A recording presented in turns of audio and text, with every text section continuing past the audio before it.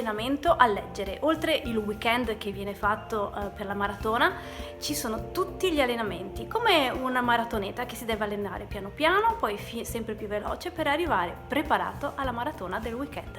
La maratona di lettura è una bellissima occasione per incontrare in biblioteca autori e scrittori e per condividere la passione e il piacere per la lettura. Sia partecipazioni per le scuole, ma soprattutto anche partecipazione libera, le letture, i laboratori durante l'estate per la preparazione. La biblioteca generalmente cerca di invitare spesso autori per proprio dare la possibilità ai lettori di incontrarli e c'è una grandissima risposta da parte dei partecipanti dei nostri gruppi di lettura e da parte di molti lettori appassionati che seguono la biblioteca.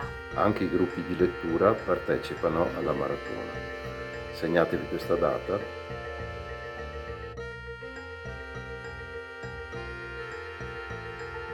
La maratona di lettura è sicuramente una bellissima occasione, direi un'occasione di ricchezza, di incontri, di possibilità nuove di letture e per i ragazzi sta diventando una tradizione sempre più sentita a cui partecipano davvero con entusiasmo. Il senso dell'allenamento è quello di prendere confidenza con i libri, con la lettura, arrivare con il giusto spirito, il giusto entusiasmo, anche la giusta aspettativa di condividere una lettura con altri lettori appassionati. Finalmente non sono solo protagonisti i libri, ma anche i lettori. La maratona di lettura, come l'inizio dell'anno accademico, come l'inizio dell'anno pastorale, come il capodanno, è l'inizio dell'anno bibliotecario.